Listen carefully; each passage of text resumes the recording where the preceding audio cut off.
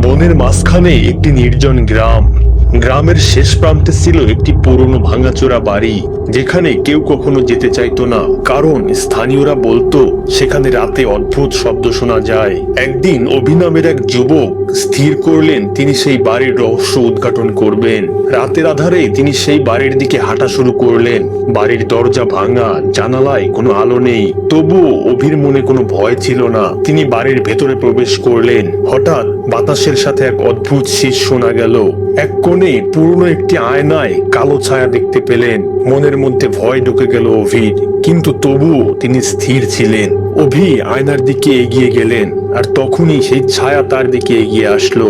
ছায়ার মুখ ছিল একদম সাদা, চোখ দুটো বিশাল এবং মুখে এক অসীম ক্ষুধা ছিল।